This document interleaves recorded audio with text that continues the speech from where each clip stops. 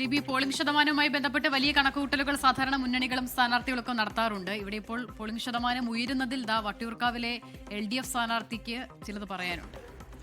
ഈ പോളിംഗ് ശതമാനം ഉയർന്നത് LDFന് അനുകൂലമാകുമെന്നാണ് വട്ടിയൂർക്കാവിലെ LDF സ്ഥാനാർത്ഥി VK പ്രശാന്ത് 24-നോട് പറഞ്ഞത്. LDFന് അനുകൂലമായ ട്രെൻഡാണ് കാണുന്നത്. കഴിഞ്ഞ തെരഞ്ഞെടുപ്പിനേക്കാൾ വലിയ ഭൂരിപക്ഷത്തിൽ വിജയിക്കുമെന്നും VK പ്രശാന്ത് പറയുകയാണ്. LDFനെ സംബന്ധിച്ച് ഞങ്ങളുടെ പൊളിറ്റിക്കൽ വോട്ടുകൾ ഞങ്ങൾ ഐഡന്റിഫൈ ചെയ്ത് അവരെ വോട്ട് ചെയ്യിക്കുന്ന ഒരു രീതി ഞങ്ങൾ ചെയ്യാറുണ്ട്. അത് വളരെ കൃത്യമായി നടക്കും. അപ്പോൾ അത് ഇപ്പം ശതമാനം ഉയരും.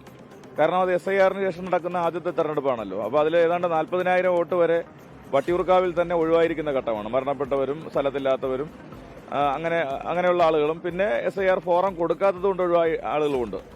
അപ്പോൾ ഇതിങ്ങനെ വെച്ച് പരിശോധിക്കുമ്പോൾ LDFനെ സംബന്ധിച്ച് ശുഭകരമായിട്ടുള്ള ഒരു കാര്യമാണ്.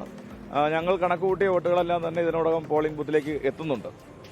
അപ്പോൾ അവസാന 1 മണിക്കൂറിൽ ബാക്കിയുള്ളതും കൂടി വരുമ്പോൾ ഞങ്ങളെ സംബന്ധിച്ച് വലിയ വിജയപ്രതീക്ഷയിലേക്ക് വരിക.